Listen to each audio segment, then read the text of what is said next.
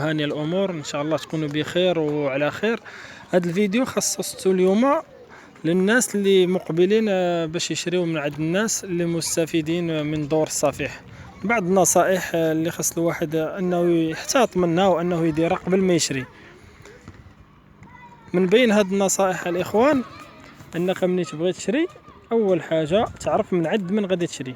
هذاك السيد اللي غادي تشري من عنده واش هو معروف واش كيعرفوه الناس اللي كيبيعوا السلعه اللي كيبنيو، ولا غير يلاه جا اول مره غادي يبني. يعني خاص تكون عنده خبره ويكون عنده يعمل سمعه عاد تشري من عنده. هذه اول نصيحه.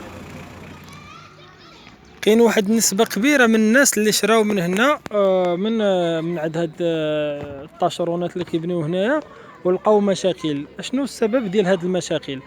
ان السيد اللي جا وشرا ما سول ما حتى حاجه، ما سول لا على الجيران كيف دايرين، ما سول على حتى حاجه. جا لقى واحد السيد جالس في الكرسي سولو، كان جالس مع لي ما بيه في واحد الكرسي سولو قال لي واش كاين شي دار للبيع ولا شي حاجه، ولا لقاه شي واحد معاه قال لي هيا واحد الدار كاينه للبيع. مشى تلاقى مع السيد عند المحامي تكاتبوا صافي سلس، ما سول على وثائق لا على ابراء الذمه لا على حتى حاجه. بزاف ديال الناس كيسولوني على اشنو هو ابراء الذمه. الاخوان ابراء الذمه انا غادي نعاودها حيت هذه امر ضروري. الا كان عندك ابراء الذمه خديتيه من عند السيد اللي كيبني غادي تكون مرتاح لواحد النسبه كبيره. الا ما كانش عندك ابراء الذمه تما كتكون المشاكل. اشنو هو ابراء الذمه؟ ابراء الذمه كتعني واحد الورقه كيديروها، هذيك الورقه كيديروها الناس اللي استافدوا، كيديروها للسيد اللي بنى ليهم عند المحامي باللي راه هذا السيد صافي كمل لينا الاشغال ديالنا وما كيتسنى حتى حاجه لا من قريب لا من بعيد. هذه اول حاجه. ابراء الذمه زعما راه باقي تسالى حتى حاجه. ثاني حاجه هذاك السيد خاصكم تسولوا على الجيران، وداك السيد اللي تشريو من عنده شوفوه بعدا هو كيف داير، واش اهل الثقه ولا لا. ماشي اي واحد تجيو تشري من عنده. واحد النقطه ضروريه، بزاف ديال الناس كيقولوا على هاد الناس ديال المستفيدين راه باللي راهم كاملين خايبين، راهم ولاد الكاريان واش مكاره وخايبين وهادي. لا، هادي ما متفقش معكم فيها. نسبه كبيره ديال الناس المستفيدين ديال ولاد الكاريان منهم اطباء، منهم قضاة، منهم محامين، منهم اساتذه، منهم بزاف ديال الحوايج ما نقروش. ما قراونا علمونا بزاف ديال الحوايج. ماشي غير شي واحد طرا ليه شي مشكل مع الناس المستفيدين صافي حنا نقولوا راه كلشي خايب، صافي نجمعوا كلشي حتى هاد الناس اللي كيصليو في هاد الجامع تما راه كلشي خايبين وكيغريسيو حتى هما. يعني الانسان ماشي خاصو يعرف ويشوف بعينه عاد يحكم. دابا شي واحد الا جا شرا ولقى الجيران مزيانين ما كيمشيش يتشكى في المحكمه، ما كيمشيش يتشكى على العائله ديالو وعلى الاصدقاء ديالو يقول لهم راه طاحت شي واحد الناس زوينين الله يعمر دار وهذه فهمتي.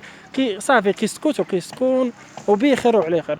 وحتى اللي كيشري شي مغازه ولا كيبني لشي ناس وكيستافد كيربح معهم واحد 10 المليون على ظهر المغازه ولا شي حاجه، ما كيمشيش يدير اشهار ويقول باللي راني استفدت وربحت 10 المليون وهذه. لا، ما كيقولش هذا الشيء، حتى هو كيضرب الطم كيسكت ياكل لا. ولكن شكون اللي كيهضر؟ اللي طرا ليه المشاكل. وشكون هذا اللي طرا ليه المشاكل؟ اللي ما سولش.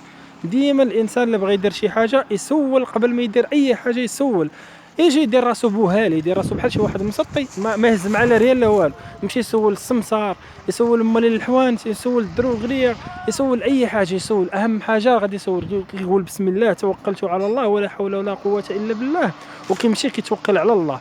يطيحوا الله في شي جيران زوينين على حساب النيه. وكاينين شي وحدين عاوتاني كيمشيو يقلبوا على شي واحد ارخص حاجه، فهمتي ولا ما كيسول على الجيران، كيسمع الثمن رخيص كيمشي كيطيح عمى صافي كيقول صافي راه طاحت فيها هوته. لا، راه ماشي هذيك هي الهوته هي طيح على جيران يكونوا مزيانين. هذه اللي كنسميها انا هوته ديال بصح. وبغيت نفسر لكم عاوتاني واحد الحاجه اخرى. شنو هي هذه الحاجه؟ امتى الحالات اللي كيكونوا فيها المشاكل ما بين السيد اللي كيبني منتج شقاره وما بين المستفيدين؟ امتى كيكون ما بيناتهم الطمع وكيكونوا المشاكل؟ في حاله ما داك السيد اللي كيبني كيكون بلا الناس عندهم مغازه. ملي كتكون هذوك الناس عندهم مغازه كيكون داير معاهم بانه خاصو يصلح ليهم، يا اما يصلح ليهم يا اما كيعطيهم حلاوه. واحد الحاجه كيقولوا لها حلاوه. شنو هي الحلاوه؟ بحال كيعوضهم على داك على الربح اللي غادي يربح من وراهم في المغازه. كيعطيهم 4 المليون لواحد ولا 5 المليون لواحد الله اعلم. هذا اتفاق بيناتهم. كيجي هو كيبني يا اما هو ما كيديرش لهم داكشي اللي اتفقوا عليه، ما كيصلحش لهم ولا ما كيعطيهمش ولا ما كيصلحش لهم في الوقت، يا اما هما كيكونوا زايد طماعين اكثر، كيكونوا طامعين في شي حاجه اكثر، عاود ما يعطيهم 4 كيبغيو 6 ولا شي حاجه، فتما كتكون المشاكل. يعني شنو هو سبب الطمع؟ هو هذاك المغازل اللي جاتهم، حيت كون ما جاش المغازل ما غاديش يكون طمع. اما بالنسبه للناس اللي كتكون عندهم سخانيه، هذيك ما كيكونش عندهم المشاكل بزاف. اللي كتكون عندهم سخانيه علاش ما كتكونش فيها المشاكل بزاف؟ حيت هو كيبنيها لهم كحله، كيعطي لهم كحله، كيدير معاهم في الوراق باللي راه غادي نعطي لهم كحله، وما كيعطيهم لا تدويره لا والو، غير كيبنيها لهم كحله، وهو كياخذ السفلي والبروميان، وهما كيبقى لهم الدوزيام والتروازيام كيصلحوه براس مالهم، كيصلحوه بشويه بشويه عليهم. يعني هاد الحالات اللي كيكون فيها.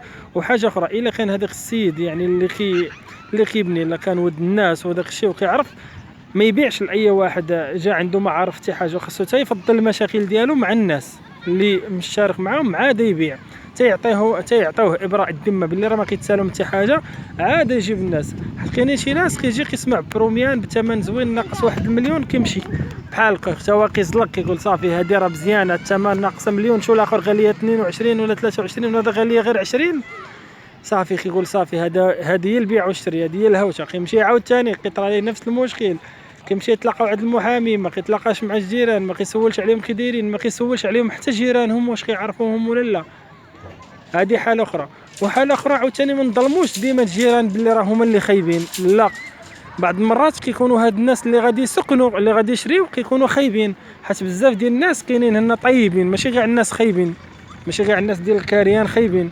هذه كنقولوا ونعاود، حتى انا راه ولد الكاريان وتولدت في الكاريان، والحمد لله كنقرا القران وتربينا احسن تربيه، ومن حليت عيني وانا كنسمع امي كتقرا القران وكتدعي مع الناس، كتبغي الخير للجميع. يعني الكاريان فيه وفيه، بحال الا مشيتي سكنتي في الساقي الاقتصادي كلشي مخلط، حجر وطوب، كاين الزوين وكاين الخايب، بحال هكا نفس الشيء.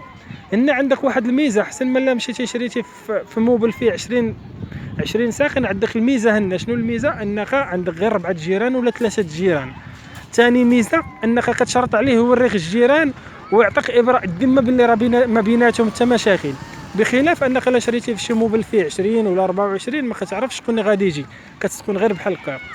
وكيف ما قلت لكم الاخوان، راه ماشي غير اللي باغي يشري اللي كيسول على الجيران، راه حتى المستفيدين بعض المرات كيطلبوا السيد المنشقه، كيقولوا ليه الله يرحم لك الوالدين، لقيتي غادي تبيع بيع لينا لشي ناس يكون ما فيهم لا مشاكل لا حتى حاجه، حتى هما كيخافوا.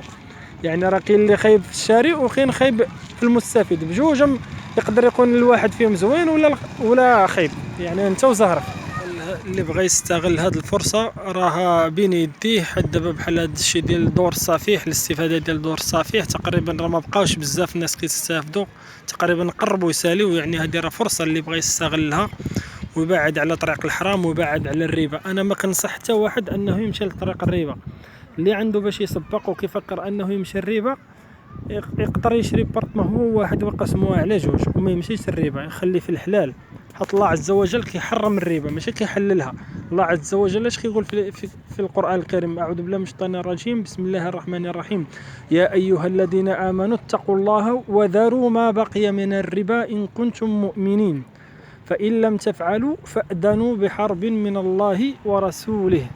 واش انت قادر تحارب مع الله والرسول بلا ما تقول لي حقا نمشي ندفع في الربا وداك الشيء اللهم تكون عندي داري وداك الشيء ولا يبقى عندي يجي عندي الكاري؟ واش انت ضمنتي راسك غادي تبقى حي ولا غادي تموت الا مشيتي خديتي هذا الربا ومتي؟ واش بحال الا كنتي ساكن في نص بارطمون ولا في بيت ومتي؟ لا، ماشي بحال.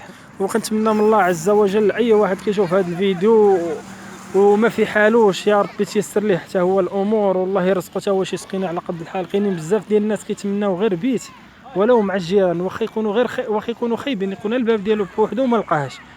يعني راه كاين اللي محتاج، الحمد لله اللي عنده يدعي مع اللي ما عندوش، ماشي يقول صافي فين غادي تسكن غادي تسكن غير مع الناس خايبين ولا تسكن في بلاصه خايبه. لا، راه كاين اللي عنده كاين اللي ما عندوش الحاجه. ها هو غادي يفتح طبيب اسنان في الشارع اللي كيدوزو منه الطاكسيات.